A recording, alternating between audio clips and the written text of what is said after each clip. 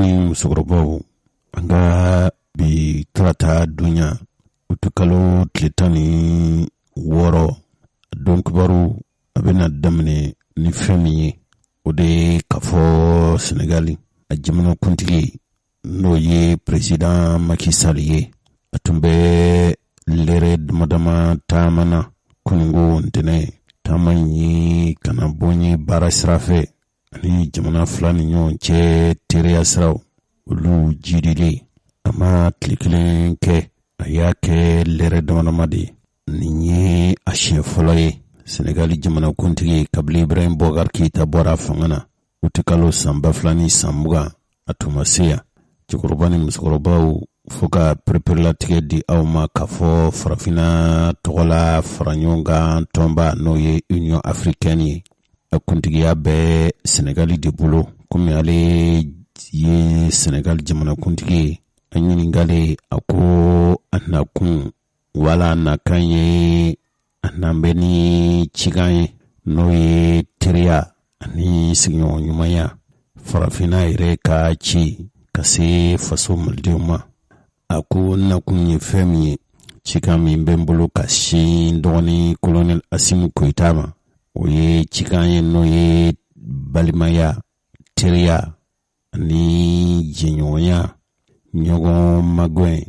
ani client srafe Senegali tola ani farafina tola ninde yaka kuma follow ye ajigina kabo pangulun kono akera kunungo negenye tan wala hatle masrunyana ayre bismillah Colonel Assimi Koita fe nale yanga dola teme fanga nyemoy farafina tola faranyonga tomba no Union Africaine akuntige bi ako anana ani Mali wati la teme fanga nyemo biseka hakli fale kechomi Mali biseka segi aka jorola jamana uchela chomi ayre koko farafina Mali jodaka boko sebe wa farafina tlibian fambulo ife fo itise kanye ni Mali sentala bismillah kuma minu sorla fe nazara kan fo baw fe namina baylema awye o kibaru ya kuma nunu fleni bismillah draman na domili ini rajal omni dabalini feretke bawye ante Senegali jamana kuntigi Macky Sall aye dandigeli minke a bismillah ratuma muna simi fe kuma minu sorla fe ante anga jamana chikorbani muskorbo bokumbana au bismillah niya jiginto e kabo pangulungono ani Assimi nyon fu. Je porte un message d'amitié. Ni na kanye teria chikande la sili. Un message de bon voisinage, un message de l'Afrique. Signoya nyumga chikan farafina ka chi de benda kana awfe malikono. Aux côtés du peuple frère du Mali. Balima jamana Maldiw goni. Le Mali, comme vous le savez, est un pays Mali inafo obado Mali jamana ye très important. Mi nafa kabo on yoro kosobe. Pour nous en Afrique, on koni fe farafina koni pays pivot. Mali ka joda kabo kosobe ko tinye ni Mali sentala. En Afrique de l'Ouest, farafina bien fambo fe la plupart de nos états sabu Mali ni anga farafina bien fan jamana famba bebe danchebo ulube Mali signon jamana wi et qui est très lié au Sénégal par la géographie. Mali rani Sénégalais kalali no nyona ni jamana sigi chogoye tout ce qui nous lie korle latige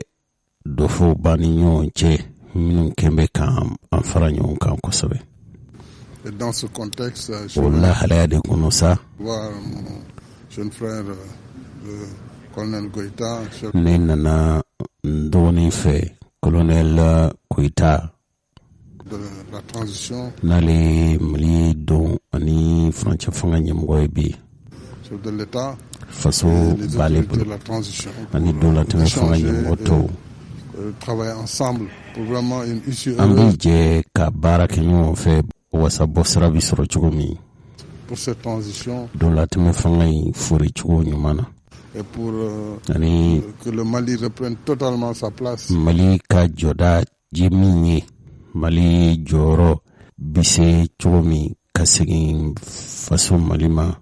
dans le concert des nations africaines et jamanato bela jelen chela ani dans le concert international. Ku bela jelen joda mi Malila abise kasegin Malima chomi. C'est plutôt une visite de solidarité. Nakoni na kun foitene la fona kera jinyoya nyumani magwe srabei ani tiria nya tatoi abismillah min kera anga dola teme fanga nyi mogofe franche fanga nyi mogofe kuma minu zorla da otunye nunu yi Chikoroba ni musokoroba awere ame Senegal jamana kuntigi da ni duguna kana bo Mali akeleno wati mi manga ni nyontaye balia be Mali ni ajenyo do ni nyonche asimu kuita no yanga dola teme fanga wati la teme fanga nyemugo ya ni Senegal jamana kuntigi Macky Sall uye nyonyi bundula fanga bona kuluba hali na ya soro fema bo ni nyonche kumaula dugudugu mapmani kuna funindo sola kafo ni mabafla udasira kodwari kauka sola si binani konondo mine na Mali kono ulu yara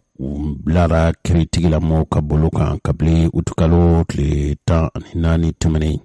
Mali jamana kuntigi ni Senegali jamana kuntigi ujera ka bara nyonya kene dosigi Malika asimu kuitani akakole Macky Sall fana nakakole usigira ka bara kenedo sigini nyonche Senegal jamana kuntigi ka nali fana abe keleno wati mi Mali fana ya jira kafo je sorlesiu je fantana ni kelebulu nulu nakunye Mali kono koka chefo ni kambe lasigi Mali kono no ye je jamana ka kelechew ye na bifuma ko MINUSMA mbadon kafo ayere kibaru ya soro kafo lalman jamana fana ale ya jira kafo uluka sorlesiu minu ulu nambe MINUSMA ka chila kubuka bara bojo folo kuka bara dulo hakima ni ngo nyedon ba chama kuko ni misali anyumanyi fasoyi sabu abina ke sabu ye jamana fulani nyonche no yi Senegal ni Mali uni nyonche hali ni furugu tumbe seka ke na ke sabu ye ka furugu nono kulunyo ni gaboy hali Mali reni je jamana to ni nyonche sabu nyajiraw la ka fo minyi Macky Sall hali farafina kat kile tomba no Union Africaine u jamana nyemugo uluka puntigi de aye ambe domina inafokubi Chokorobani msokoroba tumandola aubeni nkun jona na ya soro kafo l'Europe jamana be min kera jamana foloi nga uya soro ni jamana intilalin doka ke jamana flai no ilalman jamana yi minu tuni Mali kakundlina ukasro nyona alman jamana de kera jamana foloi min jena kafo anfaso Mali ka jamana kan horoyani anaka kan ka jenai kajira kafo Mali aka faso halalaya ulu jena na ye je jamana wani nyonche na fora kafo o jamana halini o yasro lalma jamana tlalendo flyinga bi u fara lindo nyonka kake jamana bakile u lalma jamana de nyefoli ke jumatemene kafo ko uka keleche menumbe Mali kono no keleche ni je Franyonga kuluba tomba no Nations Unies ukembe kanyini jamana ufe minu mbafe kuka kelechew bla kana Mali baski chefo ni kambe mbisaka sabati maldu ni nyonche chugomi uluka kelechew ude MINUSMA o nafara kafo ulalman jamana kuku uluka keleche mbe Mali kono kuka bara ubina bara nunu blun folo ka bara nunu bojo folo sabu ya jira kafo Mali bana tuni jamana marabaw no idona teme fanga marabaw yekulu bana uluka pangulu waluka sorla siu bidoni pangulu minuna ka bɔ Mali yɔrɔ dɔ la ka taa yɔrɔ dɔ la ko Mali ko a ti jɛn o pankolo ninnu pani ye an faso dugukolo kan. Min ye jamana marabaaw ye olu ko dɛ a ɲinina Alman jamana de fɛ dɔrɔn taabolo ni tasira kura minnu bɛ Mali bolo n'a ma ɲɛ k'a fɔ diɲɛ sɔrɔdasiw ni diɲɛ kana dabali fɛrɛ tigɛ ba minnu ni o jamanaw jɛna k'a fɔ u bɛna Mali kɔnɔ ka na ni jamana in basigili ye. Cɛfɔ ni kanbɛn bɛ se ka tɛmɛ malidenw ni ɲɔgɔn cɛ cogo min n'a ma ɲɛ k'a fɔ u ka sɔrɔdasiw kɔni bɛna o tuma o sɔrɔdasi ninnu ka tali ka segin Mali dugukolo kan wala ka bɔ Mali dugukolo yɔrɔ dɔ la ka taa yɔrɔ dɔ la u ka caw la ko lahalaya kura de bolo dalen do Mali fɛ. Sabu MINUSMA ka sɔrɔdasi o sɔrɔdasi bɛ a kɛra finitigiw ye o a kɛra polisiw ye o n'u nakun ye Mali basigili ye ani malidenw ni ɲɔgɔn cɛ cɛfɔ ni kanbɛn n'a ma ɲɛ k'a fɔ u bɛna Mali kɔnɔ ko tuma u ka tali ka segin Mali dugu dɔ la ka taa dugu dɔ la baara minnu bɛ k'u fɛ ko baara ninnu kɛcogo ko yɛlɛma donn'o na o yɛlɛma kura min n'u kan ka kɛ ko Mali ye min fɔ o de ye k'a fɔ o kɛlɛcɛ ninnu n'a ma ɲɛ k'a fɔ u bɛ to Mali dugukolo kan u bɛ bɔ yɔrɔ dɔ la ka taa yɔrɔ dɔ la cawo cabuw fɛ n'o ye MINUSMA ka ci ye o tuma kɛcogo de b'a la o kɛcogo ye fɛn ye fɛn min duniya sɔrɔdasi kulu n'o ye MINUSMA ye ni maa o maa i b'a fɛ ka taa yɔrɔ o yɔrɔ a ti ɲɛ fo i ka ci lase MINUSMA mɔgɔw ma u ka ɲɛmɔgɔya bon ka sɔrɔ k'an ka jamana ladɔnniya n'olu ye an faso ladɔnniya n'a taara Mali ka ji min sira fɛ o tuma Mali bɛ sira di MINUSMA ma a kɛkun ye fɛn min ye o de ye k'a fɔ maa si tɛ se ka i sago na taali ka segin kɛ Mali dugukolo kan f'a ka kɛ ni MINUSMA ka sira ye wa o ka sɔrɔ Mali fana ye yamaruya di u yɛrɛw ka fɔcogo la ko Mali banna tuguni olu ka pangolonw ka pan Mali dugukolo kan bi o tun ka kɛ sabu ye min b'a to olu ka jamana sɔrɔdasi finitigi minnu bɛ Mali dugukolo kan olu bɛ se ka min bɛ taa yɔrɔ min ka taa yɔrɔ min wala min ni o ka segin ko fɔra u faso kɔnɔ min kan ka kɛ o nɔnabila ye o bɛna kɛ o nɔnabila ye cogo min lalimaw ka minisiri bondaso tun ye nin fɔ komi o ma ɲɛ sɔrɔ o tuma olu bɛ o baara nin jɔ u bɛ Mali kɔnɔ min na k'u b'a jɔ u ka jɔli o de ye k'a fɔ hali u ka pangolon minnu n'u bɛ pan n'o pangolon ye cilaselaw ni ko ɲini pangolonw ye kɛrɛnkɛrɛnnenya b'a fɔ minnu ma ko hélicoptère ko jɔra ko olu tɛna se ka MINUSMA dɛmɛ tuguni a bɛ baara min na Mali kɔnɔ. Nin ŋaniya in taara Alman jamana fɛ o y'a sɔrɔ Mali fana tun ni diɲɛ sɔrɔdasiw o ɲɛmɔgɔya bondaso min sigilen don diɲɛ tɔnba la n'u ka baara ye kana duniya basigini ni duniya lakana ye Mali tun sɔnna k'a fɔ san kelen fana bɛ d'u ma tuguni o san kelen bɛ d'u ma nka kɛcogo b'a la cɛkɔrɔba ni musokɔrɔbaw aw bɛɛ lajɛlen bɔra kalama k'a fɔ Faransi y'a ka kɛlɛcɛw doni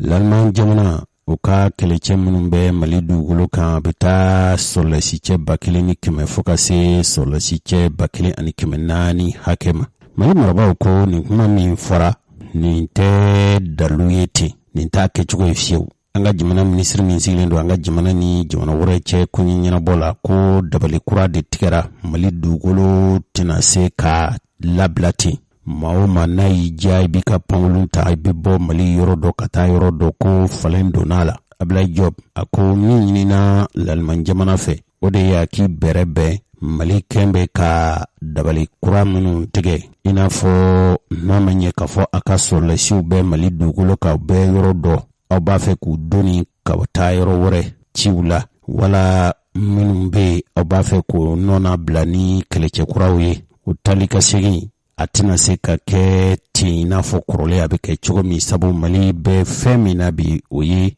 kɔnɔguwan Mali kɔnɔ guwannen don Mali bɛ dabali ni fɛɛrɛ ɲini na jamana in bɛ se ka lakana cogo min nin kibaruya in lasera waati la waati min Egypte jamana fana n'o ye Misira jamana ye o fana y'a jira k'a fɔ olu ka sɔrɔdasi minnu bɛ bila wala o tun bilalen don ka na o baara kelen kɛ Mali kɔnɔ k'olu y'u ka sɔrɔdasiw ka o baara bɔjɔ Mali dugukolo kan o ko daminɛ na kabili ntɛnɛn tɛmɛnen utukalo tile 15 fo ka taa hiriyo n'a ko kan ka ban waati min n'a kan ka taa tacogo kura minnu na o na ɲɛ bɛrɛbɛrɛ natigɛ. Diɲɛ sɔrɔlasiw ka kɛlɛbolo min bɛ yan n'o ye diɲɛ faraɲɔgɔnkan tɔnba ka kulu min sigilen don Mali basigili ni cɛfɔ ani kanbɛn ni Mali yɛrɛkun sɔrɔ bɛ se ka sabati cogo min MINUSMA a fana ye a jira k'a fɔ dɔgɔkun tɛmɛnen Mali tun y'a jira k'a fɔ sisan kɔni maa o maa ni jamana o jamana bɛ yen n'i ka kɛlɛcɛw bɛ Mali dugukolo kan i tɛ se ka wuli yɛrɛma ten ka pankulun ta yɔrɔ min ja ka taa ye wala ci minnu y'i ja k'o kɛ. O baara minnu tun bɛ kɛ Mali tun y'a ɲini k'a fɔ a ka bɔjɔ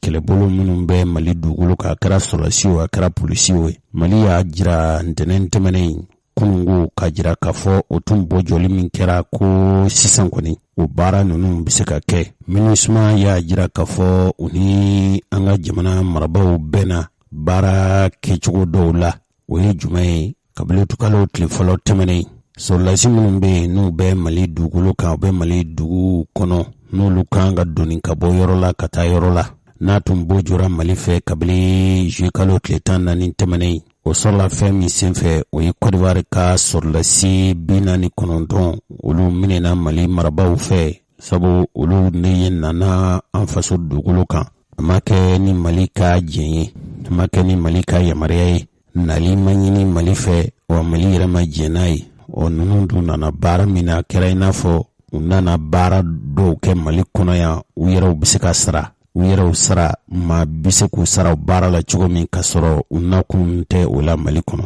Mɔgɔ caman bɛ yen olu na ɲininkali kɛ ko yala MINUSMA ka sɔrɔlasiw ɲɛci b'u la wa yala ɲɛci de tɛ u la sa wa an ka maliden dɔw an ka olu ka hakilina an ka olu lamɛn MINUSMA ka sɔrɔlasiw u b'an fɛ Mali kɔnɔ ni hakilina minnu ye. Bon ne kɔni bolo jɔyɔrɔ t'olu la parce que n'i y'a jateminɛ olu b'an fɛ yan nɔ sa a bɛ san 9 bɔ an filɛ ka don san 10 na bon fɛn tɛ ka bɔ a la o dɔ de bɛ ka fara a kan n'a dilanni nana mɔgɔ kɔni dɛmɛ kɔni e ka se k'a sigi lakana de MINUSMA nana k'u bɛna civil de lakana civil bɛ ka faga don o don sɔrɔdasiw bɛ ka faga o tɛ minɛn dira ma o tɛ taa lakana ne kɔni ɲɛ tɛ kun foyi la yan ne yɛrɛ kɔni kelen kɔni ka taa ka bɔ an ka jamana kan o de ka di ne ye kumakan laban min bɛ ne bolo n bɛ jamanaden bɛɛ fo sɔrɔdasi minnu bɛ yan n b'u fo k'u waleɲuman da ka barika dɔw ye ala ka fanga ɲɔ bolo ala k'u kisi jugu tɔɔrɔ ma minnu bɛ ka laɲini juguman kɛ jugu ni ala k'an kisi tɔɔrɔ ma. An t'olu fɛ an ka jamana yɛrɛ kɔnɔ yɛrɛ bilen olu ka taa ka bɔ an ka jamana kɔnɔ an yafara olu ma pewu an t'olu fɛ an ka jamana kɔnɔ fiyewu san joli b'an ka jamana kɔnɔ dɔw de bɛ fara gɛlɛya ka fɛn tɛ b'a la yari bɛ sigi wagati kunkurunin jamana ye lafiya min an ye lafiya min sɔrɔ o kɔnɔ an b'o sɔrɔ olu ka bolo kan an denw banna fagala fɔrɔn na an balimakɛw banna fagala fɔrɔn na an bɛ mun yɛrɛ ɲini tuguni olu ka taa dɔrɔn an b'an yɛrɛ bolo o de ka d'an ye a bɛɛ lajɛlen ka jɛ k'i bolo fara ɲɔgɔn kan ka don da kelen fɛ ka bɔ da kelen fɛ kɔnɔkulu jɛlen de bɛ bi fɔ ala ka jamana ala ka lasabati ala ka jamana hɛrɛ ala ka jidi nafa si t'a la nafa si kun t'a la u taara yɔrɔ yɔrɔ u bɛ gɛn de ninnu bɛ yɔrɔ yɔrɔ u bɛ jamana ti de la ninnu bɛ yɔrɔ yɔrɔ u bɛ mɔgɔ jugu de ta ka se k'a fɛ a tilatilalen de don anw b'a kalama MINUSMA depuis A à Z depuis Afrique centrale u bɛ tan de u bɛ gɛnna fan bɛɛ donc vraiment an b'u ko bi an b'u ko sini MINUSMA u ka taa contrat nin tun bɛ ɲini ka dig'an na mais an y'a faamu finalement kɔfɛla la mais an y'an joko sɔrɔ an k'a sama u ka taa an yafar'u ma vraiment jamana ye kelen de jamanadenw bɛɛ ŋaniya de ye kelen ye bi an bɛ Assimi ko bi an bɛ Assimi ko sini n'Ala ni kira sɔnna k'a fɔ ko MINUSMA ko kan u ka taa an yafar'u ma ni saya tɛ dɔrɔn balo de bɛ yen. Jɔyɔrɔ tɛ olu la olu ka taa ka bɔ an fɛ o yɛrɛ de b'an ka ko basigi parce que munna n'olu ma taa ka bɔ an fɛ an tɛna dɔn hali an ka mɔgɔw bɛ baara min na parce que a bɛ kɛ sanji jukɔrɔ wɔsi de ye olu ka taa ka bɔ an fɛ o de ka d'an ye n'u taara ka bɔ an fɛ sisan fɛn o fɛn mana k'an fɛ an bɛ se ka jigin an yɛrɛ kun na mais n'olu ma taa a tɛ ɲɛnabɔ dɛ a tɛ ɲɛnabɔ aw minnu yɛrɛ fɛnɛ n'aw bɛ bɔ nin fɛn o fɛn aw bɛ bɔ n'a ye capitale kɔnɔ ka na n'a ye région kɔnɔ ka région kɔnɔ mɔgɔw ɲininka ka togodala mɔgɔw ɲininka dɔ bɛ bɛɛ kɔnɔ Mali ko in na k'a fɔ a y'a faamuya aw ka nin bonya diyara an ye an bɛ dugawu k'a ye hali bi ala k'aw bolo mɛn a la ala k'aw bolo mɛn a la ala k'o kɛ ala kama ala k'a kɛ rasulu kama salut merci. MINUSMA u ka taa contrat nin tun bɛ ɲini ka dig'an na mais an y'a faamu finalement kɔfɛla la mais an y'an joko sɔrɔ an k'a sama u ka taa an yafar'u ma vraiment. MINUSMA ka taga yɛrɛ san 9 b'an bara u ma foyi kɛ u ka taa an yafar'u ma an bɛ ala minɛ ni armée an yɛrɛ ka armée an ka armée ka ɲi an bɛ ala minɛ n'o vraiment olu ka taa ka bɔ an fɛ o yɛrɛ de b'an ka ko basigi parce que munna n'olu ma taa ka bɔ an fɛ an tɛna dɔn hali an ka mɔgɔw bɛ baara min na parce que a bɛ kɛ sanji jukɔrɔ wɔsi de ye.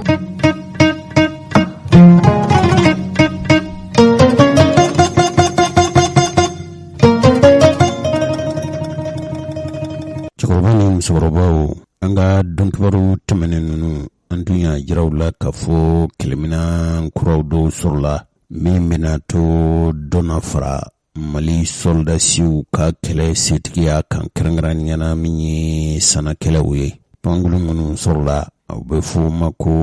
avion de chasse ani kɛlɛminan caman kununko dɔnkibaru kɛnɛ kan an tun y'a jiraw la k'a fɔ minɛn ninnu kɛlɛminan ninnu jirali wala k'u bila soldasiw ka bolo kan ɲɛmɔgɔya tun bɛ an ka jamanakuntigi yɛrɛ bolo n'o ye kolonɛl Asimu Koyita ye jamana marabolo ɲɛmɔgɔ n'o ye Choguel Kokala Mayiga ye Rishikaw ka lasigiden min b'an fɛ Mali kɔnɔ n'o ye Igor Goromiko ye o n'a ɲɔgɔnna mabaw caman tun bɛ yen nin kɛlɛminan kura ninnu pangulu b'a la n'o ye kɛlɛkɛ pangulu ye u b'a fɔ minnu ma ko L-39 Sukhoi 25 hélicoptère d'attaque u b'a fɔ min ma ko Mi-24P pangulu caman minnu bɛ kɛlɛcɛw doni minnu ni kɛlɛ bɛ ka kɛ an ka sɔrɔdasiw fɛ duguma juguw kana setigiya sɔrɔ Mali bɛ kɛlɛ kɛ sana ni ka kɛlɛ kɛ ni sanakulun ye ka juguw kiru mugu la kabili yɔrɔ jan ani ni Mali sɔrɔdasiw n'i y'a ye k'a fɔ digi bɛ k'u la bɔbɔlikɛla ninnu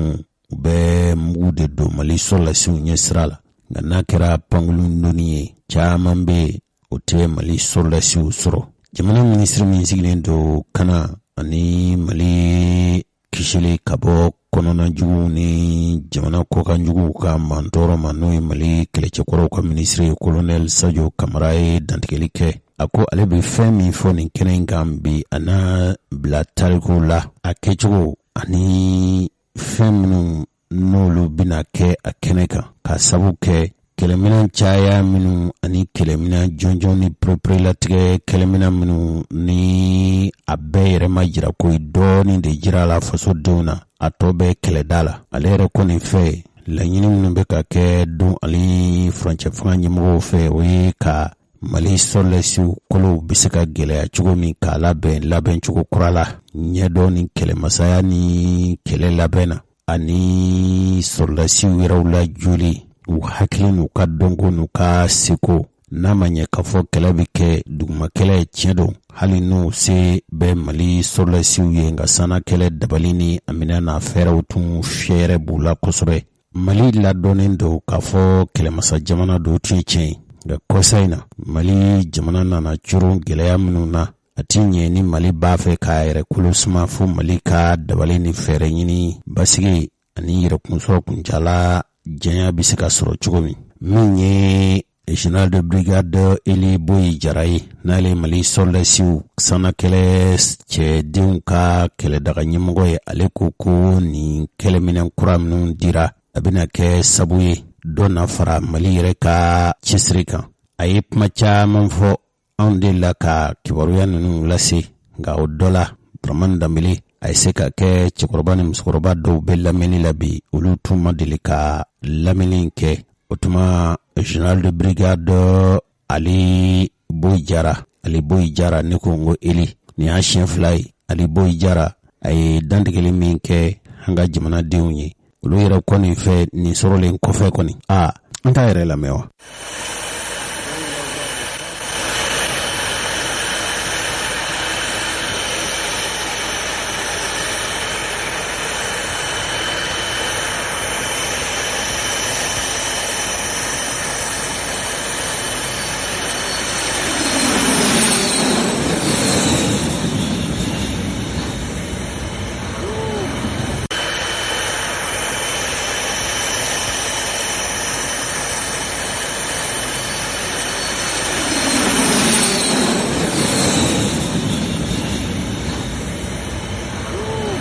fɔlɔfɔlɔ kɛlɛkɛminɛw de ka ca a la an ye avion de chasse sɔrɔ minnu ka teli u bɛ kɛlɛkɛminɛnw caman ta u bɛ roquette ta u bɛ bombe ta u bɛ missile ta Su-25 o b'a la a bɛ fɔ min ma ko L-39 Albatros o fana b'a la hélicoptère b'a la Mi-24 ani hélicoptère de transport fana Mi-8 k'o fara avion de transport Kaza kan olu bɛɛ de nana ka fara avion kɔrɔlen minnu b'an bolo n'an bɛ ka baara kɛ n'u ye ka kɔrɔ avion nana wa président ye radaru fana d'an ma ani an b'a fɔ min ma ko défense aérienne min kun ye sanfɛ fɛnw minnu bɛna don an ka territoire kan ni an ma yamaruya d'u ma ka olu kunbɛn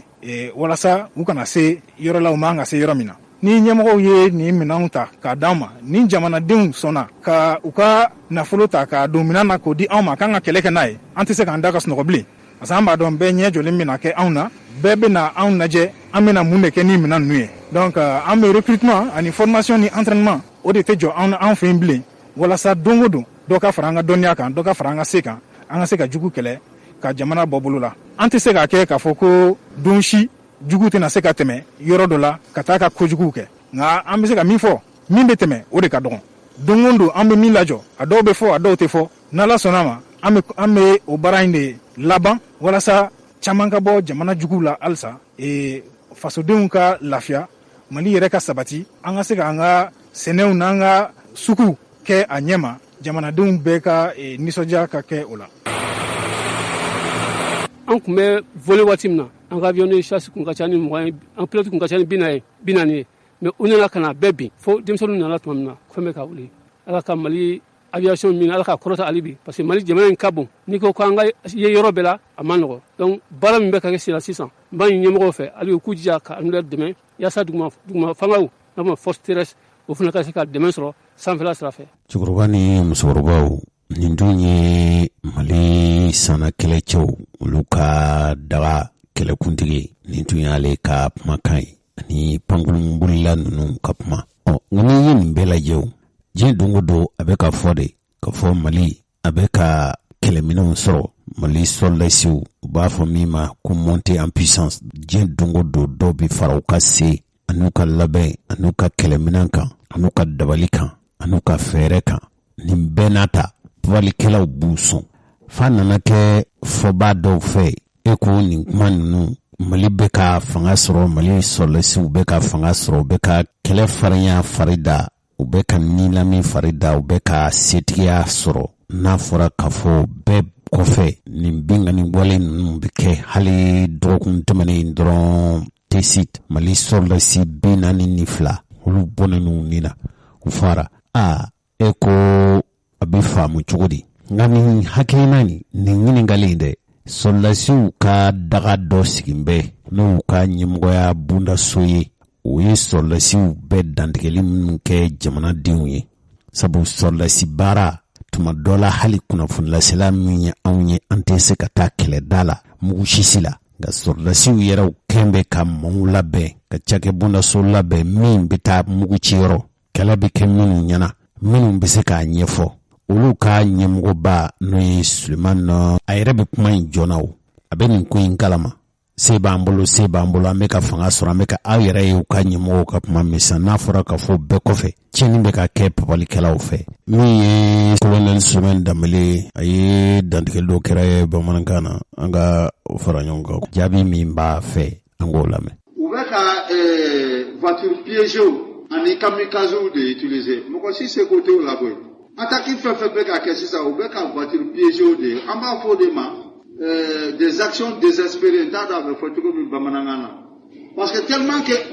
jigitigɛ walew bɛ k'o de kɛ sisan c'est à dire que e bɛ se k'a faamu cogo di mɔgɔ i bɛ taa mobili fa bombe la ka taa mobili fa explosif la i yɛrɛ bɛ na i ka sira t'a la i b'i fili ka don jamana la u bɛ k'o de kɛ sisan sinon chaque jour que Dieu fait i bɛ taa sɔrɔ wotorotigi dɔw ou bien négociatigi dɔw ou bien mobilitigi dɔw bɛ taa yɛlɛ explosifw kan yɔrɔ dɔ la mais k'a fɔ k'u bɛ k'u attaquer faamaw la sisan an b'a fɔ cogo di ɲɛŋuwɛ u tɛ k'o kɛ o mais i tɛ se ka mɔgɔ bali mɔgɔ min ko n ka sira t'i nin na i tɛ se k'o bali o k'a nin fili o donc u bɛ don mobiliw de kɔnɔ u chargelen bombe la u b'u n'u firi sɔrɔasikanw kan. kunnafoni lase kɛnɛ in bannen kɔfɛ Mariam Sagara ale fana ye sɔrɔlasiw ka kunnafoni lase ɲɛmɔgɔya bonso baarakɛla ɲɛmɔgɔ dɔ ye Fala sila ya ɲininkali min kɛ bamanankan na a ye baro sigi min lamɛn sisan kun min b'a la a ye ɲɛfɔli kɛ an k'o lamɛn. Anw kɔni anw bɛ kunnafoni min d'aw ma kunnafoni jɛlen don kunnafoni bɛ ta a basu na n'o ye état-major général des armées k'a d'aw ma kunnafoni dila dɔw bɛ yen u bɛ kunnafoni de a ɲɛ kan ni min fɔra yan u b'o de fɔ mais minnu bɛ taa kunnafoniw ta yɔrɔ wɛrɛ la k'a di olu ta ye dɔ wɛrɛ ye n'i tɛ fɛn wɛrɛ ɲini na i ye fɛn ta baladen dawa mu quelque chose comme ça a fɔ bamanankan na n'i nana balaba yɛrɛ fɛ ka na ɲininkali kɛ ni ko wɛrɛ t'e kɔnɔ min fɔra ɲɛna i bɛ t'o de lase anw bɛ information foyi tɛ dugu la c'est vrai que armée kɔnɔ fɛn bɛɛ tɛ fɔta ye mais min kan ka fɔ an b'o de fɔ aw ye mais ni mɔgɔ wɛrɛ bɛ fɛ ka taa dɔ wɛrɛ fɔ min ma fɔ a ye dɔw yɛrɛ bɛ ɲini ka migi dilan an bolo yan nɔ aw bɛ k'a fɔ aw y'a fɔ mɔgɔ caman dimina yan nɔ k'a fɔ ko information dɔw bɛ tɛmɛ kunnafoni dɔw bɛ di Mali armement kan mɔgɔ yɛrɛ i kan ka dɔn i yɛrɛ n'i ye wagati dɔ sɔrɔ i yɛrɛ b'i ka jamana dɛmɛ ni kunnafoni ye cogo min na i b'o dɔn parce que aw bɛɛ ye kɛlɛkɛcɛw de il n'est pas dit que anw bɛ sɔrɔsi fini na anw dɔrɔn de kan ka Mali défend mɔgɔ mɔgɔ ni Mali tɔgɔ b'i la i wolola Mali de kɔnɔ i ye maliden de n'i bɛ fɛn di information di i kan ka kɛ jamana bɛ dɛmɛ ni min ye e man ka jamana kɛlɛ kibaruya ka taa k'i b'o bɔ kɛnɛ kan ko k'a fɔ k'i bɛ parce que jamana tɛ mɔgɔ kelen ta ye jamana y'an bɛɛ de ta ye ni anw bɛ information min d'aw ma a kun de ye an ka ɲɔgɔn dɛmɛ pour que ka se ka Mali in bɔ nɔgɔ la an kɔni b'a dɔn yɛlɛma donna caman ka baarakɛta la o ye minnu b'a fɛ jamana ka taa ɲɛ mais minnu t'a fɛ jamana ka taa ɲɛ n'u bɛ ko wɛrɛ ɲini na o fana ye ko wɛrɛ ye sinon an kɔni b'a dɔn information sisan nɔ a ye mago caman ɲɛ bon minnu y'o kunnafoni di i b'a sɔrɔ olu ni minnu bɛ baara la olu de y'o fɔ aw ɲɛna n'o tɛ anw ye min fɔ aw ɲɛna o de ye lɛgɛsɛ ye ni ba ye information min d'aw ma kunnafoni min d'aw ma o de ye kunnafoni yɛrɛ yɛrɛ mais ni mɔgɔ wɛrɛ dɔ wɛrɛ fɔ aw ɲɛna an kɔni bɛ min ɲini aw fɛ ni min an mana min fɔ yan o de ye information n ko min fɔra yan nɔ an ma fila fɔ an ye kelen de fɔ an ko attaque kɛra an ka mɔgɔw taara mais k'a fɔ ko attaque filanan kɛra an t'o kalama minnu b'o kalama olu de y'o information d'aw ma a kɛra cogo min na u b'o ɲɛfɔ aw ɲɛna mais anw bɛ min kalama min kɛra anw ka bolo kan anw y'o de ɲɛfɔ aw ye wa anw tɛ tɛmɛ o fɛnɛ kan responsable bɛ minɛn ninnu san minɛn ninnu t'u ta ye koyi ni mɔgɔ min nana u bɛ baara kɛ minɛnw na sɔrɔsiya la i bɛ baara kɛ minɛn ninnu na u b'a bila ka taa mais dɔw b'a kɛ i n'a fɔ minɛn bɛ ka san nafolo tiɲɛ de don u tɛ taa n'a u ka so n'a minɛn bɛ to yan n'a bɛ san 100 kɛ olu bɛ taa retraite la ka to armée de kɔnɔ a kun tɛ dɔwɛrɛ ye ka jamanadenw lakana u bɛ ka nin fɛn fɛn kɛ nin ye jamanadenw lakana de don n'o tɛ u yɛrɛ tɛ don a kɔnɔ ka tagama koyi avion fɛn fɛn filɛ nin ye a bɛɛ ye kɛlɛkɛ avion de mɔgɔ bɛ kɛlɛkɛ avion san ko wari b'i kun i b'a bila i ka so wa Mali jɔliko o de bɛ nin kɛlɛkɛminɛn ninnu sanni kun bɛɛ ye o de directeur y'a fɔ aw ɲɛna cogo min na n'i y'a ye fagabaga cayara dɔwɛrɛ tɛ o aw ɲɛ b'olu mɔgɔ minnu na u bɛ t'u ɲagami population na n'i ko k'i bɛ kɛlɛ kɛ cogo dɔ la i b'u ni population fɛnkɛ ɲɔgɔn na tesi de ta min filɛ nin a ma préparer yɔrɔ mura ta préparer la mura ta dabɔra kama k'a préparer k'a dɔn k'u bɛ yen ka t'u faga nin dun u nana bali an ka mɔgɔw la de tilega dere fɛ ka tila ka don jama fɛ ka na kɛlɛ fana ye stratégie de cogoya de b'a la aw t'a dɔn sɔrɔsiw bɛ baara min na terrain kan pour que ka se ka ninnu mɔgɔ ninnu sɔrɔ parce que u ɲagaminen don population na il faut que i k'a dɔn de ka t'u ɲini ka se k'a fɔ min kan ka kɛlɛ yɔrɔ min na o yɔrɔ bɛɛ de b'a la i kan ka denmisɛnninw éviter i kan ka musow éviter i kan ka cɛw c'est à dire a ma nɔgɔn terroriste kɛlɛ ye a ma nɔgɔn dɛ jatigɛ wale kɛlɛ comme on dit a ma ko nɔgɔma tɛ mais an b'a kan d'ailleurs Mali yɛrɛ bɛ k'a kɛlɛ cogo min na a bɛ ka mɔgɔ tɔw étonner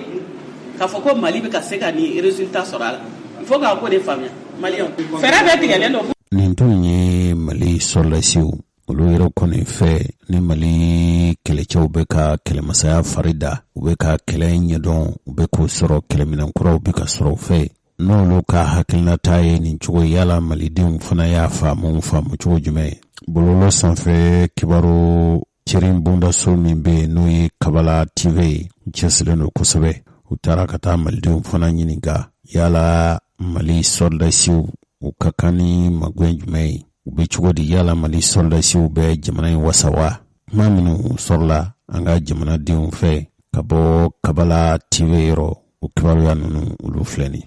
armée de bɛ ka lakana ni armée y'a minɛ ɲuman sɔrɔ o de kɛra ni parce que minnu filɛ nin an denw de bɛ yen nɔ ana mɔdenw an'an dɔgɔninw o de bɛ kɛlɛkɛyɔrɔ la ni minɛn ɲuman sɔrɔ ka se k'o lakana ka se ka jamana lakana o de ka d'an ye. N'i y'a da anw yɛrɛ bakun ma Mali armée in tɛ wuli ka bɔ an kunna yɛrɛ n'u b'an ka jamana dilan ɲɛnama k'a d'an ma k'an ka jamana basigi k'a d'an ma an ka laɲini ye fɛn fɛn ye k'a bɛɛ lajɛlen sabati k'a d'an ma. Sisan de an y'an ka indépendance ta armée nalen de an y'an ka indépendance ta n'o tɛ indépendance tun t'an bolo. I jugu n'a ye fɛn y'i bolo a tɛ se k'a k'i ka fɛn min kan a bɛ siran i ɲɛ a bɛ fɛn dɔw da furancɛ rɔ avion ko in diyara an ye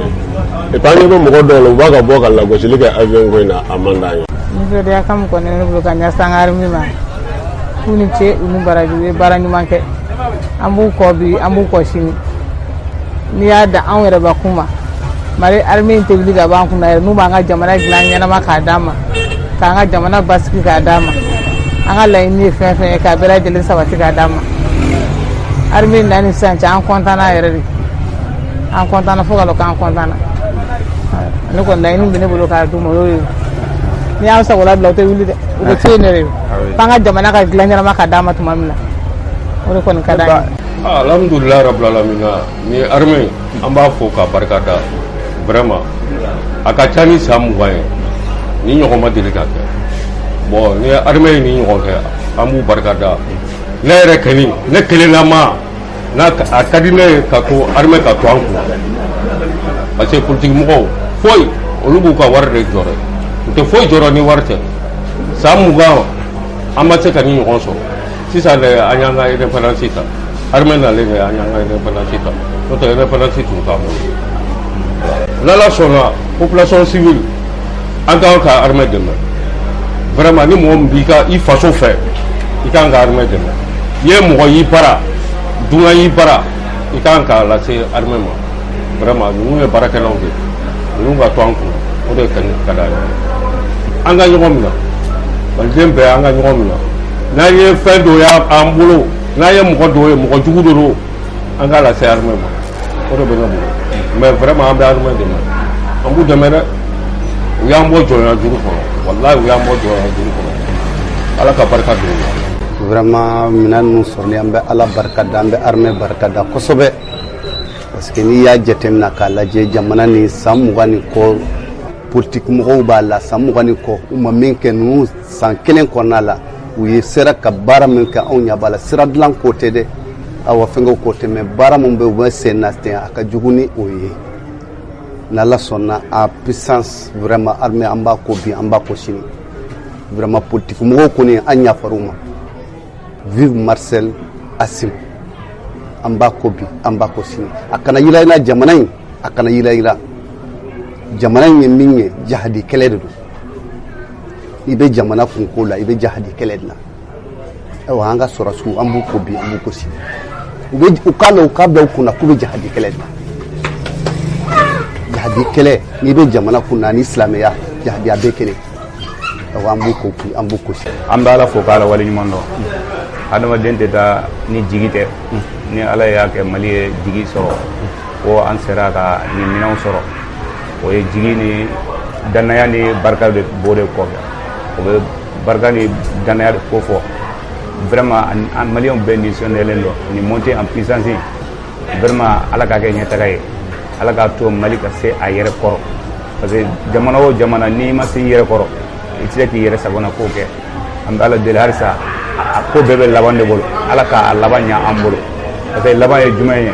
bi an bɛ hɛrɛ la sɔrɔsiw bɛ ka monter cogo min na a laban ye jumɛn ye malidenw minnu bɛ yen n'u tɛ fɛ mali yɛrɛ ka hɛrɛ de sɔrɔ ala k'u bɛɛ cɛ ka bɔ yen nɔ minnu b'a fɛ mali ka hɛrɛ sɔrɔ ala k'u kɔrɔta k'u sankɔrɔta k'an bɛɛ sago d'an ma bon a tɛ taa mun kɔ o ye bɛn de ala ka bɛn sabati ala ka bɛn sabati adamadenw n'aw bɛnna dɔrɔn ka kɛ kelen ye aw ka jamana bɛ diya aw bolo ni mali diyara a bɛ diya bɛɛ de la an kɔni an bɛ yan u y'a lɔ an ye u m'a lɔ an ye an b'u kɔ bi an b'u kɔ sini ala ka kɛ hɛrɛ ye. Mali cɛkɔrɔba ani musokɔrɔbaw nin tun ye malidenw dɔw ka hakilinaw ye maliden ninnu ka hakilina sɔrɔla an fɛ an baara ɲɔgɔn bɔlɔlɔ sanfɛ kibaru cɛrin bondaso dɔ bɛ yen n'a bɛ fɔ a ma ko Kabala TV o Kabala TV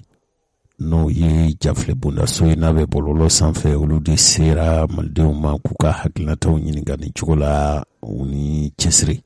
nin kunnafoni bɔlɔlɔ sanfɛ kibaru ciri bundaso kelen a wulila ka se dipite kɔrɔ dɔ ma. Nin dipite jalaka don sa mɔgɔ ɲɛnama tɛ nka a sɔrɔla mɔgɔw la kabili Ibrahim Bokar Keita bɛ fanga na minnu y'a jira k'a fɔ Mali k'i kɔlɔsi Faransi ka baaraw la. Sabu a yera k'a fɔ Faransi kɔnɔjɛyalen tɛ Mali kumaboli jamana in ka a yɛrɛkun sɔrɔ n'o tɛ Faransi nakun n'a nakan ye ko Mali marabaaw kɛrɛnkɛrɛnyana min ye dibitew ye u kana u ta bɛɛ kɛ sigili ye ten f'u ka wuli ka taa sɛgɛsɛgɛli kɛ yala Faransi ka baara minnu n'o bɛ kɛ Mali kɔnɔ a dabɔkun ye Mali ka yɛrɛkun sɔrɔ wa Faransi bɛ ka baaraw kɛ baara minnu n'o ye janfa baaraw ye. O kuma minnu fɔra a fɛ a kɛra sabu ye yɛrɛ RPM tɔn tun ye a bɔ tɔn u ka tɔn wasadenya la. Wasadenya tali kura min kɛra u y'a b'u ka tɔn na a yɛrɛ y'i kanbɔ dipiteya nɔfɛ a ma ɲɛ sɔrɔ bi ale bɛ mɔgɔ minnu ko k'olu ye faso yɛrɛwolo ye minnu k'u bɛ jɔ jamana dɛnɛ na juguw kana se ka dɛnɛ sago ka don faso kɔnɔ. Ale fana olu ye wuli ka dɔ kɛ bi u b'a fɛ MINUSMA yɛrɛ ka taa ka Mali dugukolo bila. Kuma in hali n'a tɛ bɛɛ hakili ye sabu mɔgɔ wɛrɛw ye kanbɔ k'a fɔ MINUSMA tɛ se ka taa ni MINUSMA taara a bɛna kɛ cogo di an t'a yɛrɛ lamɛn wa. An y'a ɲini k'a fɔ ninnu bɛɛ de k'u senbɔ an ka jamana senna depuis don min na an sɔmina k'a fɔ ko jɛɲɔgɔnya ko jɛɲɔgɔnya jɛlen tɛ jɛɲɔgɔnya sanuman tɛ an sɔmina ka wuli u nɔfɛ k'a fɔ ko nin bɛɛ ka an ka jamana to an ye mais kɛlɛ fanba tun ye min ye o tun ye Faransi de ye parce que ale de tun b'a ko bɛɛ chapeauter ale de b'a ko bɛɛ lajɛlen kunna donc an y'o wuli ka jɔ kɛ ala y'a kɛ an nana bɛn ni jamana ɲɛmɔgɔw ye depuis transition nana an y'a ye k'a fɔ ko tagabolo yɛlɛmana hakilinaw nana carin faamuyaliw caman nana sɔrɔ a la donc o wuli ka jɔ n'o cɛsiri kɔnɔna la an sera ka Faransi ka daga bɔ an da la Faransi ka daga bɔra an da la a n'a ka jɛɲɔgɔn dɔw tun bɛ yen nɔ notamment Takuba parce que Takuba tun ye olu ka fɛn labɛnnen de ye u sera ka taa hali ni G5 Sahel fana jateminɛ o bɛɛ y'u ka imagination de ye pour que ka ko minnu minɛ k'a datugu mɔgɔw kana se ka faamuyali sɔrɔ a la donc an y'an senbɔ Takuba fana la mais o bɛɛ la u bɛ nin kɛlɛ fɛn fɛn fana kɛ i b'a ye k'a fɔ k'u b'a kɛ ni u ka média dɔw de n'o ye RFI France 24 ninnu parce que olu ye média propagandistes de ye minnu b'u ka kɛlɛ in yɛrɛ sankɔrɔta kosɛbɛ donc ala y'a kɛ wulikajɔ ninnu kɔnɔna la olu sera ka taa mais an ye min lajɛ fana an ye min laɲini fana o ye MINUSMA ka tagali de parce que MINUSMA fana y'a fɔ nin ye olu ka baarakɛ bolo de k'an to député bilen yɛrɛ kɔnɔ an ni MINUSMA ye mission dɔw yɛrɛ kɛ ka taa fo an ka jamana kɔrɔ yan fan fɛ depuis an y'a ye k'a fɔ MINUSMA u ka baara armée de don u b'u servir min na pour que k'u ka kojugu kɛ parce que an taara yen a wagati la drapeau jeni kɛra a wagati la n bɛ mɔgɔw hakili la jigin a la yɛrɛ drapeau jeni min kɛra a sɔrɔla français dɔ de fɛ min ye MINUSMA yɛrɛ ka chef de la division politique ye donc o de ko a don ko député minnu taara yen ko a tɛ sɔn k'u ka Mali drapeau layɛlɛ o y'a sɔrɔ population de y'a ɲini k'a fɔ k'u ka drapeau layɛlɛ dɛ donc ale tɛ sɔn o ma k'o ma f'a ye donc a ye scandale wuli députéw selen fo Bamako yan wagati min na yɛrɛ komi mɔgɔnin dɔw b'u bolo u bɛ minnu manipuler u bɛ wariw ni fɛnw kɛ ka minnu manipuler u y'olu bila ka drapeau ni état ka insigne ka taa don olu la donc depuis an y'a ye k'a fɔ faamuya min b'a la donc MINUSMA bi n'i y'a ye k'a fɔ yɛrɛwolo wulila an y'a ye k'a fɔ u bɛ cɛsiri min na terrorisme yɛrɛ carinni na u bɛ cɛsiri min na Faransi ka baara la an y'a ye k'a fɔ an ye ɲinɛ bɛɛ ɲɛmɛ ka tɔtɔ a ku de ye an man kan tɛ ka dɛsɛ a ku la donc an kan ka wuli bi k'a ɲini u fɛ parce que an tun ye min laɲini juin tɛmɛnen n'u ka mandat bɛ renouveler a ka renouveler ni anw fɛla ye parce que MINUSMA koɲa bɛɛ tun bɛ Faransi ni a jɛɲɔgɔnjugu ninnu bolo donc an ka jamana ɲɛmɔgɔw y'a ɲini u ye réserve dɔw formuler ka taa n'a ye k'a fɔ ko n'an b'a ɲɛ ko MINUSMA ka mandat bɛ renouveler au moins u k'a bila Russiw ka bolo kan u n'u ka partenaires pour que a bɛ se ka kɛ jamana kɔnɔdenw sago ye tuguni an y'a ye 30 juin tɛmɛnen kɔfɛ u ka mandat renouvelé la mais o réserve n'o suggestion minnu kɛra olu ma ta en compte donc an y'a ye k'a fɔ u tun bɛ waleya jugu min na ka kɔrɔ u bɛna continuer k'o waleya jugu ninnu de kɛ c'est pourquoi an farala ɲɔgɔn kan hakili jagabɔ kɛ ka lettre sɛbɛn kɛrɛnkɛrɛnnenya la le 20 an ye lettre sɛbɛn an taara n'a ye ka taa n'a ye MINUSMA ka dagaso la ka dɔ ci président de la transition ma ka dɔ ci premier ministre de la transition ma ka dɔ ci le président du CNT ka dɔ ci o ma mais ministre Nations Unies mɔgɔw ka lasigiden min fana b'an fɛ yan an ye lettre ci o fana ma mais lettre in kun adressé no secrétaire général de l'ONU yɛrɛ la n'o ye Antonio Guterres lettre in bɛ mun de yira k'a fɔ bi Mali bɛ yɔrɔ min na n'i y'a jateminɛ depuis décembre kalo tɛmɛnen an ka wolomasiri tabagaw u bɛ wulikajɔ la u bɛ wulikajɔ yɛrɛ de la parce que u sɛgɛnnen don wagati in man nɔgɔn parce que au même moment u bɛ ka u former au même moment u bɛ k'u armer au même moment u bɛ ka attaquer ni fɛnw kɛ donc an y'a ye k'a fɔ u ye wulikajɔw kɛ u ye base terroriste caman détruire donc anw bolo bi MINUSMA dun bɛ togoya min na bi anw bolo k'u nalen don an lakana mais olu yɛrɛ bɛ ka lakanabaga de ɲini u yɛrɛ la parce que an y'o dɔn mun fɛ Faransi tagalen Faransi gɛnnen o ko ni Faransi taara ko lakanabaga t'olu la ɔ u tilala ka min yɛrɛ ɲini an ka ministre de la défense fɛ ko ka cɛden dɔw kɛ ko k'olu lakana donc anw bolo bi anw yɛrɛ bɛ ka ɲini ka an yɛrɛ lakana k'an ka population lakana anw bolo ni i nakun ye lakana de donc ne e tɛ se k'o minɛn fa anw ka cɛden min kɛ ka taa aw yɛrɛ lakana aw cɛ 15,000 ni kɔ anw bolo olu bɛ se k'an ka jamana kɔnɔdenw yɛrɛ lakana aw bɛ ka dépenses ni fɛn fɛn kɛ yan nɔ anw bolo ni aw y'olu di anw yɛrɛ ma parce que MINUSMA bɛ fɛn min dépenser par jour tile kelen yɛrɛ kɔnɔ miliyari 1 ani miliyɔn 900 ni miliyɔn 17 par jour tile o tile CFA la o y'a CFA de dɛ miliyari 1 miliyɔn 900 ni miliyɔn 17 n'a kunkan fɛn tile kɔnɔ donc par an 700 milliards u bɛ 700 milliards de utiliser u ka budget yɛrɛ ye 700 milliards de fo ni min bɛ fara o kan san o san sinon fɛn tɛ b'a la donc an bolo ni jɛɲɔgɔnya yɛrɛ don ka fɔ jɛɲɔgɔnya tilennen don bi n'i y'o di Mali ma bi yɛrɛ hali an t'a bɛɛ don hali armement ni fɛn da fɛ an bɛ armée k'an équiper k'an former ka faire face au terrorisme ka se k'a tɔ don hali musaka wɛrɛw la i n'a fɔ u yɛrɛ bɛ ka wuli k'a fɔ k'olu bɛ ka minnu kɛ donc an y'a ye k'a fɔ o jɛɲɔgɔnya sanuman tɛ jɛɲɔgɔnya tilennen tɛ donc an bɛ k'a ɲini tiɲɛ yɛrɛ la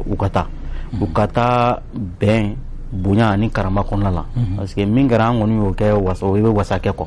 o bɛ wasa kɛ an yɛrɛ bɛ min fɔ ko kangarida banna kɛlɛ ma bi an tɛ kɛlɛ ɲini sinon n'i y'a lajɛ Mali dɔrɔn tɛ o MINUSCO lajɛ Congo bi olu taara min kɛ anw farama dama deli k'o kɛ o an y'an ka Faransi ko kɛlɛ kɛ yan an b'an ka sortie bɛ kɛ boulevard la mɔgɔ min bɛ boulevard yɛrɛ dɔn i b'a ye k'a fɔ ko centre culturel français b'o kɛrɛfɛ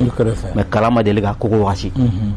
donc nous sommes dans une révolution intelligente anti donna olu da la anti olu fɛn kɛ bon n'i y'a ye bi nin ko ninnu bɛ ka kɛ MINUSMA ko ye fɛn min ye n b'o segin a kan ninnu ka jɛɲɔgɔnjuguw ka bara armée de don u b'u ka ko kuntan ninnu bɛɛ kɛ min kɔnɔ n'i ye les 49 militaires aujourd'hui ivoiriens mercenaires ivoiriens a n'olu bɛ tagali kɛ ɲɔgɔn na bi munna alimanw ko olu b'u ka wulikajɔ armée ta fanfɛla la k'u b'a sonsori parce que yɛrɛmabila de kun don MINUSMA kɔnɔ ni min ye min ja o b'o kɛ n'i ye yɛrɛ kɛlɛ yɛrɛ waralen bi k'a fɔ ko hali bi ko an tɛ ka se ka tila la an kun ye espace d'état min fɔ parce que kɛlɛ in warala kojugu laisser aller yɛrɛ de cayara jamana in kɔnɔ nin contingence fɛn fɛn filɛ yan nɔ suédois ni fɛnw olu bɛɛ y'u retiré dɔɔni allemands parce que u bɛ wuli ni min ka d'u ye dɔrɔn u bɛ wuli i n'a fɔ k'u b'u fa jamana yɛrɛ kɔnɔ contrôle t'a la suivi t'a la ni min y'u jɛ u bɛ t'o de kɛ donc a fɔra bi ko k'o de dabila olu bɛ vol minnu kɛ ka avion ta ka pankuru ta ka yɛlɛ an ka espace aérien na ka kɛ i n'a fɔ ko fɛn tɛ yen foyi tɛ yen jamana ɲɛmɔgɔ tɛ yen foyi tɛ yen an ka souveraineté t'an yɛrɛ bolo a fɔra k'u k'o de jɔ u bɛ jɔ mun na parce que n'e nana mɔgɔ dɛmɛ e bɛ ka mɔgɔ min dɛmɛ e tɛ se ka kɛ fɛn na dɛmɛɲɔgɔnya kɔnɔna la o tɛ min kalama aw kan ka jɛ k'a kɛ ɲɔgɔn fɛ e ye Mali dɔn cogo cogo i tɛna dɔn ka tɛmɛ olu kan n'aw kan ka action fɛn fɛn entreprendre n'a bɛ ka kɛ tiɲɛ ni jɛlenya kan nɔgɔ t'a la fiyewu k'a fɔ ko aw tɛ ka ko dogo mun b'aw bali an n'an ka armée k'a kɛ ɲɔgɔn donc anw bolo bi nin bɛɛ b'a jira k'a fɔ ko MINUSMA ka tagali k'an bɛ ka kɛlɛ min kɛ ko jo b'an bolo donc MINUSMA n'i y'a jateminɛ a bɛ ka démembrer a continue yɛrɛ la parce que force caman faralen don ɲɔgɔn kan force caman faralen bɛɛ bɛ k'i yɛrɛ ta dɔɔni donc ni bɛɛ y'i yɛrɛ ta dɔɔni ce sera vidé de son contenu donc anw bɛ ka min ɲini ça veut dire n'a fɔ ko o de bɛ ka nalen u ka u yɛrɛ ta dɔrɔn u ka taa donc i bɛ se ka alimanw ka nin bɔli i bɛ se ka bila o de kɔnɔ mais comme mɔgɔ minnu don ka kɛ u m'a fɔ k'u sen bɔ la pepo dɛ u k'u y'a suspend donc u bolo ko n'u y'o kɛ autorités bɛna flèche u bɛn'u deli ka fɛn dɔ kɛ bi anw dun bɛ fɛn min na an bɛ an yɛrɛ ɲini de an bɛ k'an yɛrɛ ɲini a ko ni musalaka tɛ dalajɛ a ko ni foyi tɛ dalajɛ ni an bɛ partenariat min kɛ an b'a kɛ tilennenya kan an b'a kɛ jɛlenya kan comme les partenariats russes aujourd'hui.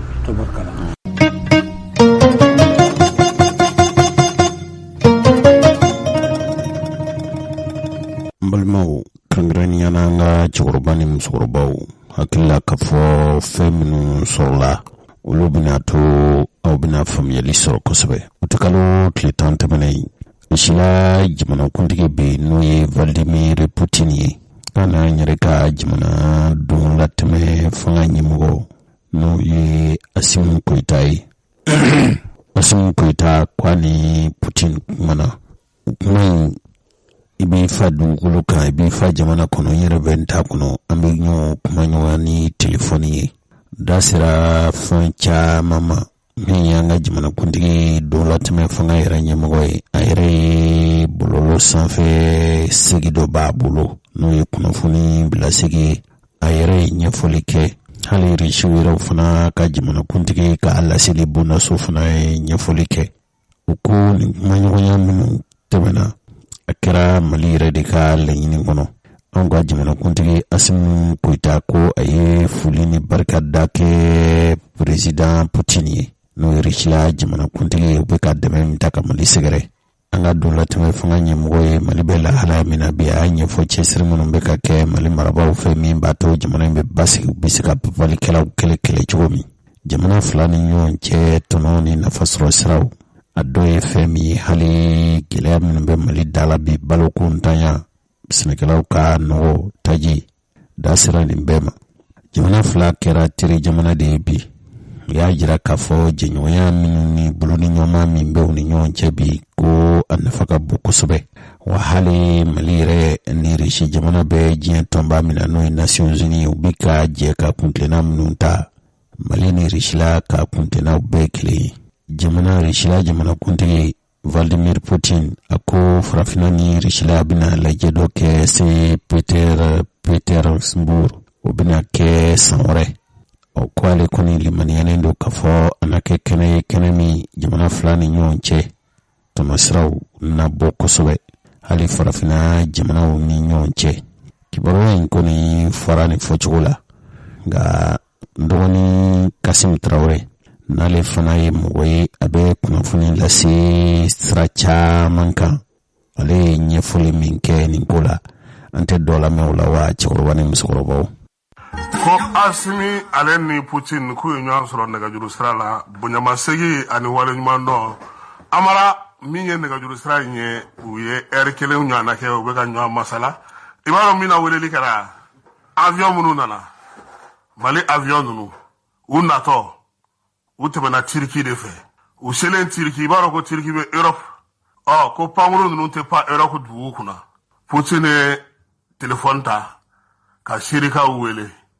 pankuru ninnu taara tɛmɛ Damas de fɛ ka sɔrɔ ka na cunya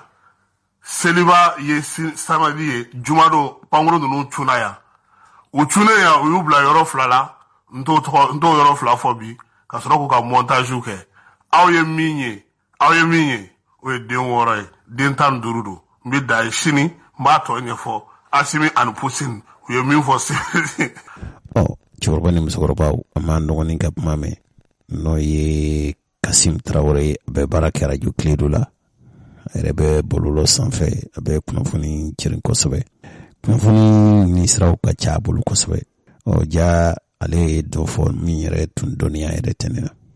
ale bɛ kunnafoni siratigɛ la n'i y'a ye k'a fɔ anw da tun ma se a kow ma fɛn o fɛn n'i ma kibaruya pereperelatigɛlen sɔrɔ i farati a fɔli la kɛrɛnkɛrɛnnen ɲɛna k'a sin an ka cɛkɔrɔba ni musokɔrɔbaw ma duguduguma kuma dɔw tun bɛ sen na k'a fɔ min ye jamana marabolo ɲɛmɔgɔ ye n'o ye Sogɛl Kokala Mayiga ye ko a fari guwanna ɲamɛ a ye Bamakɔ labɔ sibiri tɛmɛnen dɔw yɛrɛ ye a kɛ bɔlɔlɔ sanfɛ kibaru cirin fɛn ye hali dunanw ka kunnafoni fasiri kɛ sɛbɛn caman ye taa fɔ a ko la dɔw taara k'a fɔ ko Choguel Kokala Maïga ko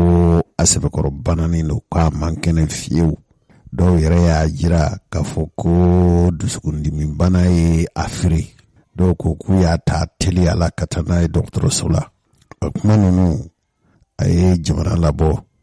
jamana yɛrɛ marabolow olu ka kunnafoni lase bondaso min bɛ a ye jaabili kɛ a ko kalo 12 nin cɛ in bɛ baara la n'o ye jamana marabolo ɲɛmɔgɔ ye baara lafiɲɛbɔ bɛ kumasuruku kan ja nana wajibiya a ka lafiɲɛbɔ a ka dɔgɔtɔrɔ ka kuma ye nin ye ko a ka kan ka dɔgɔ furancɛ in kɔnɔ ko a kan ka baaraw ta dantigɛli min fɔra a yɛrɛ ka baarakɛ bondaso ɲɛmɔgɔw fɛ o b'a jira k'a fɔ hali n'a y'a sɔrɔ k'a fɔ a bɛ ka lafiɲɛ bɔ hali n'a y'a sɔrɔ k'a fɔ baaraw kolo girin fɛ a galabu ma fiɲɛra nka duguduguma kuma minnu fɔra k'a fɔ ko a bɛ tan ko caman tɛ tiɲɛ ni yɛrɛ ta siɲɛ fɔlɔ ye kuma dɔw k'a lase nka nin cɛ in minnu bɛ yen n'o ye kuma ɲumanw ye k'o fɔ k'o sin a ma mɔɔw man ca ten kosɛbɛ kɔsa in na duguduguma kuma dɔw fana y'a jira k'a fɔ ko Asimu y'a bila ka bɔ jamana marabolo ɲɛmɔgɔya la u y'o kuma cɔgɔri k'o cɔgɔri dɔw y'a mugu bɔ dɔw yɛrɛ y'a ɲiɲɛ bɔ perepelatigɛ min dira lɔbu fɛ dɔw yɛrɛ taara k'a fɔ ngalonfin k'a fɔ ko a dɛsɛra k'u y'a ta ka taa n'a ye kɛnyɛrɛ dɔgɔtɔrɔso dɔ la ko kuma tɛ tiɲɛ koyi ko a kɔni bɛ lafiɲɛ bɔ la ka so a ɲinina yɛrɛ fɛ sa ko ye waati kɛ i tɛ lafiɲɛ bɔ su i tɛ lafiɲɛ yɛrɛ bɔ tile tuma caman a ka dɔgɔtɔrɔw tun b'a fɔ a ye i ye dɔ kɛ i sɛgɛnna ten i tɛ lafiɲɛ bɔ a tun tɛ sɔn ka hali baara bila k'i lafiɲɛ bɔ nin y'a jiɲɔgɔn dɔw ka kuma ye Choguel Kokala Maïga i jugu ye sɔnsan ye cogo o cogo k'i k'a fɔ k'a tulo fara 2 ka jan cɛ kelen min sera panparan ka fɛn fɔ Faransi ye fɛn min dɔw yɛrɛ ko nin y'a ka ko bannen ye maa bɛ se k'i dafa Faransi la nin cogo la tan Faransi yɛrɛ dɔrɔn tɛ o ni ku kɔni ye Maliko ye n'a sera Choguel Kokala Maïga ma a bɛ n'a fɔ dɔw bɛ boli k'i t'i bolo bira da la k'a kana fɔ aw k'a ka nin kuma ninnu lamɛn bani. Faransi président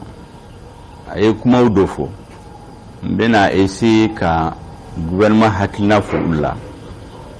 pour que jamanadenw maliyɛnw u k'a faamu parce que olu ka média baw b'u bolo u bɛ kumaw fɔ u bɛ mɔgɔw hakili suɲɛ n b'a fɛ ka maliyɛnw hakili sigi k'a fɔ ye diɲɛ bɛ yɔrɔ min na u bɛ taa u ko parce que gouvernement in b'a fɛ ka fanga confisquer k'u bɛ taga ko parce que Russiw nana k'olu bɛ taga ko parce que an t'u fɛ ko anw ye fitiriwalew de k'u ka sɔrɔdasiw sara yan ko o tuma an man ka ɲinɛ o kɔ ko n'olu kun ma na mun de kun bɛ kɛ Mali la n b'a fɛ ko question bɛɛ jaabi kelen kelen question laban ye mun ye ko n'olu kun ma na n b'u jaabi n'olu kun ma bɔnɛ sigi Libi ka Libi ci nin tɛ sɔrɔ o olu de ye Libi ci olu de ko k'u bɛ Mali fara u ka ɲɛmɔgɔw déclaration officielle bɛ yen ne bɛ se k'u bɛɛ ta kelen kelen kelen kelen mais o tan tɛ ne bolo bi ni débat bɛ yen n bɛ se k'u tɔgɔ di donc olu dan ni bɔnɛ ye aw nana tasuma dɔ yɔrɔ min na a tila ka n'a fɔ k'aw bɛ tasuma faga mɔgɔw ye tɛgɛrɛ f'aw ye aw bɛ n'a fɔ sisan ko n'aw kun mana jamana kun ma jeni hali n'u kun mana a yɛrɛ kun bɛ solution dɔ sɔrɔ o ye kelen a filanan u bɛna don min na u ko Mali gouvernement de y'u wele de ye sɛbɛn bila mais n'an bɛ ɲɔgɔn bonya n'aw bɛ taa aw bɛ sigi an bɛ kuma a karisa ne b'a fɛ ka taa nin waati la a y'aw labɛn an bɛ taga a filanan accord de défense de bɛ an ni olu cɛ an y'a signé de n'aw b'a fɛ ka bɔ o la aw b'a fɔ an ye mais ka wuli ta parce que fanga sigira aw tɛ fanga min fɛ ko coup d'état de y'a wolo mais o président kelen a kun y'a fɔ kalo dama dama ko gouvernement de transition fɔlɔ k'a sera ka baara min kɛ kalo 3 kɔnɔ k'o ka ca ni gouvernement kɔrɔlen k'o ye min kɛ san wolonwula kɔnɔ o gouvernement fana kun bɔra coup d'état la pour que ko ka kaɲu rectification min kɛra le 24 mai 2021 o de digir'u la a digir'u la mun na parce que kabini président Assimi Goïta sigira le 7 juin 2021 a ye sira ta min man di u ye parce que a ye hakili jagabɔ kɛ an bɛɛ maliyɛnw bɛɛ hakili jagabɔ kɛ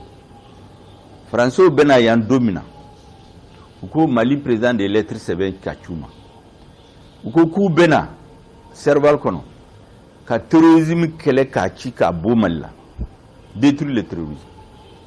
ka Mali kɛ jamana kelen ka fara-fara fɔli bɔ a la a sabanan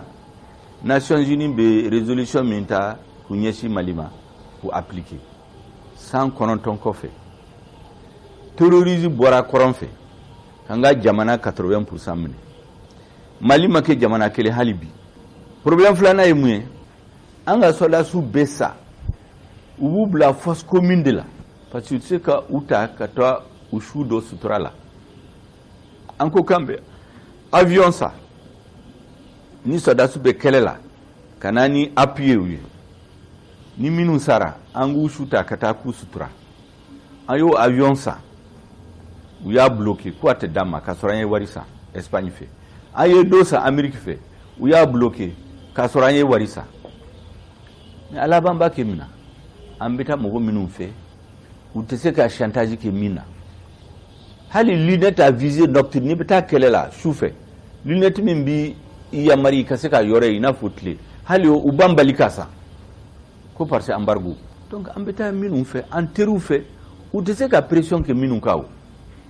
u bɛ ka Russie tɔgɔ fɔ an ni Russie dɔrɔn tɛ baara kɛ o u bɛ sara Russie ye o y'u ka problème ye an ni partenaires caman bɛ baara kɛ donc a kɛra nin cogo la à partir de la rectification président de la transition ministre de la défense tout le gouvernement ko an ni minnu ko bɛ baara kɛ kɔrɔlen MINUSMA Takuba Barkhane G5 Sahel EUTM ECAP armée malien a bɛ soldats 50 ɲɔgɔn bɔ 50 u bɛɛ la mɔgɔ bɛɛ ka sa don o don fura t'a la donc an ko k'an bɛ taa partenariat kɛ ni Rusiw ye olu bɛ se k'u t'u ka baara la Rusiw bɛ na an bɛ baara kɛ Faransiw ko k'olu tɛ sɔn maa si tɛ na an fana kuma ko Mali t'u ta ye Rusiw bɛ na partenaire wɛrɛ bɛ na u bɛ yan comme u m'u tɔgɔ fɔ ne t'u tɔgɔ fɔ ni partenaire min bɛ Mali dɛmɛ u bɛ na o de la Rusiw nana u nalen a ye hélicoptère 4 san u fɛ n bɛ taamasiyɛn yira u la o wari ani u ye hélicoptère 2 kolon san kɔrɔlen k'u di Mali ma o de ye kɛlɛ Rusiw ta ye kura de ka tila ka kɛlɛminɛnw caman d'a ma an y'a san u bolo o de la sisan n'aw y'a ye maa fagali à grande échelle dɔ bɔra la pourtant soldats ye maa kelen soldats kelen de don parce que ɲɛmɔgɔ de yɛlɛmara président kura nana a b'a dɔn a bɔra min a bɛ taa yɔrɔ min na a kan ka taa yɔrɔ min na nin cogo la ale ni jɔn de bɛ taa a b'o dɔn o de an ka gouvernement in fanga o de man di u ye a kuma tɔ bɛɛ ye manamana kuma de ka Mali diaboliser ka Mali tɔgɔ tiɲɛ. Union africaine ani Nations Unies u ye président de la transition contacté pour que ka solution ɲini Mali problème na a y'a nisɔndiya kosɛbɛ an y'a dɔn ko ni gɛlɛya sera yɔrɔ dɔ la africain bɛɛ bɛ wuli k'i jɔ parce que Mali ye jamana min ye kabini a y'a ka indépendance ta jamana si tɛ Afrique kɔnɔ min y'a sɛbɛn a ka constitution kɔnɔ ko ale bɛ sɔn ka souveraineté k'a to yen pour que africain ka se ka fara ɲɔgɔn kan o fana bɛ fɔ parce que an ka histoire ni tɔw ka histoire tɛ kelen n bɛ to k'a fɔ n bɛ segin a kan ko maa si man k'i ɲɛ don Mali la parce que an ka histoire n'i y'a lajɛ Afrique jamana caman bɛ yen u ka racine bɛ Mali de kɔnɔ n ye taamasiyɛn dɔ di caman ma ko hali tubabu b'an ka jamana minɛ don min na ka Afrique coloniser u ye jamanaw domine dogokun damadamaw kɔnɔ n'a cayara kalo 6 kɔnɔ. Mali la 22 septembre 1878 Sabusire Kai kata le 20 mai 1916 la bataille d'Andrambokan u ye Firun faga min kɔfɛ 138 tubabu y'o de kɛ kɛlɛ la k'a sɔrɔ marifa b'u bolo marifa tɛ an bolo pour ka se ka jamana minɛ. U ye jamana minɛ fana u ye san 70 kɛ u ma hɛrɛ sɔrɔ hali tile kelen. Ni Burda bɛ ma murti, Arabu bɛ murti, Kɔrɔbɔrɔ bɛ murti, Dɔgɔnɔ bɛ murti, Fulaw bɛ murti, Bamanan bɛ murti, Bobo bɛ murti, Muniankaw bɛ murti, Senufo bɛ murti, Markaw bɛ murti, bɛɛ bɛ murti kelen kelen. Maliyɛnw mɔgɔ si tɛ se k'an kɛ jɔn ye. Donc u k'o faamu, n'u y'o faamu a bɛ se ka ko caman nɔgɔya ma. N tila k'a f'u ye ko an bɛ min fɛ u kan ka jamana bonya. Kanga jamana horaya bonya. Mali crise ni y'a bɛɛ kɛ élection ko i bɛ fili parce que a bɛ san 30 bɔ an bɛ élection de la hali crise in wulila pour que fanga ka yɛlɛma a bɔra élection de la donc élection dɔrɔn t'a ɲɛnabɔ pour que a ka se ka ɲɛnabɔ fo an k'a lajɛ banabaw minnu bɛ Mali la Maliyɛnw